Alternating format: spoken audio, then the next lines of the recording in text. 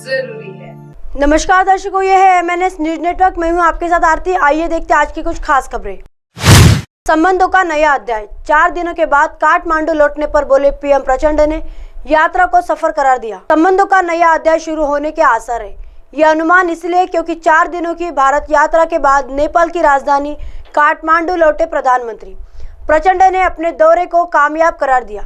काठमांडू में त्रिभुवन अंतर्राष्ट्रीय हवाई अड्डे पर पहुंचने पर पीएम प्रचंड ने कहा, 4 दिवसीय यात्रा मूल रूप से भारत में कदम रखने से पहले किए गए वादों को पूरा करने के परिणाम स्वरूप हुई है। उन्होंने कहा कि दीर्घकालीन बिजली साझाकरण समझौते के संबंध में 10 वर्षों में 10,000 मेगावाट बिजली की आपूर्ति एक जैसी चीज है जिस पर हमने लंबे समय से दबाव डाला है।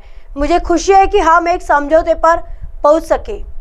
उन्होंने कहा, प्रधानमंत्री नरेंद्र मोदी ने स्वयं घोषणा की और सत्ता साझाकरण समझौते पर हस्ताक्षर करना हमारे द्विपक्षीय संबंधों में एक महत्वपूर्ण मील का पत्थर है। समझौते से नेपाल को ऊर्जा क्षेत्र में बड़ा निवेश आकर्षित करने में मदद मिलेगी। नेपाल के सीएम प्रचंड ने भारतीय कंपनी सतलुज द्वारा शंकुवाह सभा में लागू की जा रही 900 मेगावाट अरुण जैसी चल रही परियोजनाओं के साथ साथ लोअर अरुण परियोजना का भी हवाला दिया, जिसे उसी कंपनी को सौंपा गया है। प्रचंड ने बिजली व्यापार समझौते के माध्यम से स्थापित नए ट्रस्ट और फाउंडेशन को रेखांकित किया।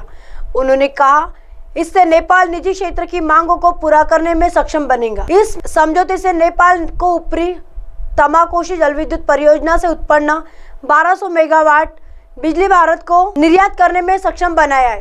पहली बार बतौर पीएम भारत दौरे पर आए प्रचंड ने दोनों देशों के बीच द्विपक्षीय संबंधों में अविश्वास को खत्म करने का भी दावा। उन्होंने कहा, मोदी जी ने यह कहते हुए नेपाल भारत संबंधों पर जोर दिया कि यह हिमालय से ऊंचा होना चाहिए। कौशल प्रचंड पीएम मोदी ने 2014 में अपनी नेपाल यात्रा का जिक्र करे दोनों देशों के द्विपक्षीय संबंधों में रोमांचक और नए अध्याय को चिन्हित किया। उन्होंने यहाँ तक कि फोन भी किया।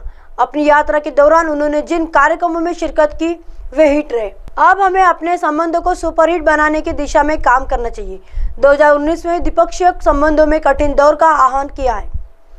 प्रचंड ने कहा कि 2019 में नेपाल और भारत के बीच संबंध कठिनाइयों में फंस गए। हालांकि व्यापार और पारगमन संधि जिस पर हस्ताक्षर किए गए थे इसने सुनिश्चित किया है कि 2 दशकों से अधिक समय तक नेपाल को अतिरिक्त लाभ मिले। इसलिए यह कहा जा सकता है कि मेरी यात्रा से दोनों देशों के बीच भरोसे का माहौल बनाने में मदद मिलेगी। आइए देखते हैं अगली खबर की तरफ। ओडिशा ट्रेन दुर्घटना, साहस, समर्पण और करुणा की मिसाल। पीएम मोदी ने की बचाव कार्य में लगे सदस्यों की तारीफ। प्रधानमंत्री नरेंद्र मोदी ने ओडिशा में हुई ट्रेन घटना के बाद बचाव कार्यों में लगे सदस्यों की शनिवार को सराहना की।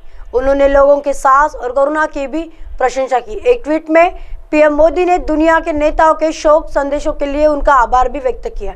उन्होंने कहा, ओडिशा में हुए ट्रेन हादसे पर दुनिया के नेताओं के शोक संदेशों से बेहद अभिभूत है। संवेदनाओं से भरे उनके शब्द शोक संतप्त परिवारों को शक्ति देंगे।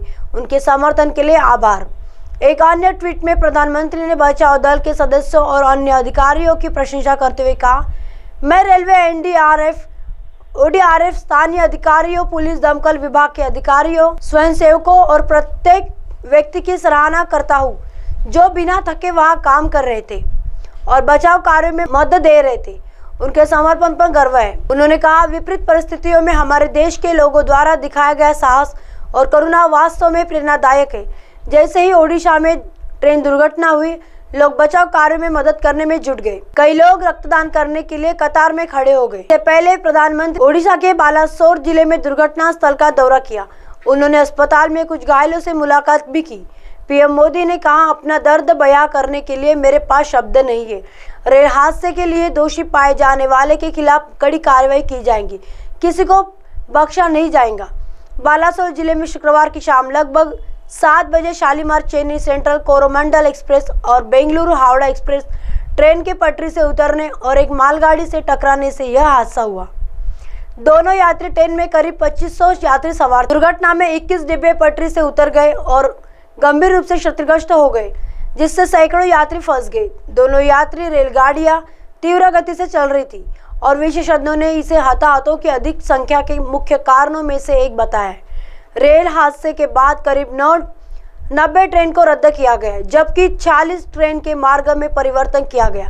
हादसे के कारण प्रभावित ज्यादातर ट्रेन दक्षिण पूर्व रेलवे जोन की है। एक अधिकारी ने शनिवार अपराह तक उपलब्ध रिपोर्ट का हवाला देते हुए कहा कि हादसे में 288 यात्रियों की मौत हुई है, वही 56 घायलों की हालत गंभीर है। आइए देखते हैं अगली खबर की तरफ। प्रधानमंत्री नरेंद्र मोदी ने दुख की इस घड़ी में विश्व के नेताओं के शोक संदेश पर आभार प्रकट किया। प्रधानमंत्री नरेंद्र मोदी ने ओडिशा के हुई रेल दुर्घटना पर विश्व के नेताओं की ओर से प्राप्त शोक संदेशों के लिए उनका आभार प्रकट किया है। प्रधानमंत्री ने कहा कि उनके आत्मीयता भरे शब्दों से पीड़ित परिवारों को इस कठिन परिस्थिति में साहस मिलेगा। प्रधानमंत्री नरेंद्र मोदी ने रेलवे, एसडीआरएफ,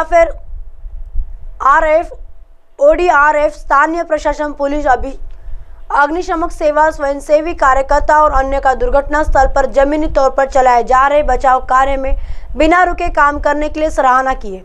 उन्होंने कहा है कि उनके समर्पण पर हम सबको गर्व है। एक अन्य ट्वीट में प्रधानमंत्री ने कहा कि इस कठिन अवसर पर हम भारतीयों द्वारा दिखाया गया साहस और सहयोग प्रेरणादायक है। ओडिशा में जैसे ही दुर्घटना हुई, लोगों ने बचाव कार्य में सहयोग के लिए खुद को प्रस्तुत कर दिया। कई लोग रक्तदान करने के लिए एकत्र हुए। उल्लेखनीय है कि प्रधानमंत्री नरेंद्र मोदी आज ओडिशा में हुए रेल दुर्घटना में राहत एवं बचाव कार्यों का जायजा लेने के लिए। अब आप हमारे चैनल को आपके मोबाइल पर भी देख सकते हैं। मोबाइल ऐप पर देखने के लिए प्ले स्टोर से MNS news TV app download करें। Insta, link, Twitter, Haiku, Facebook और कई सोशल मीडिया के प्लेटफॉर्म पर हमारा चैनल उपलब्ध है। आप इसे यूट्यूब पर भी देख सकते हैं। आप हमारे चैनल को लाइव भी देख सकते हैं www.mnsnewstv.com पर।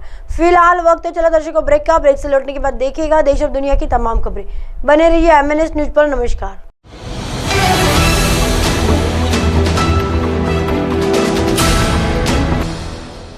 ये है MNS न्यूज नेटवर्क और आप देख रहे हैं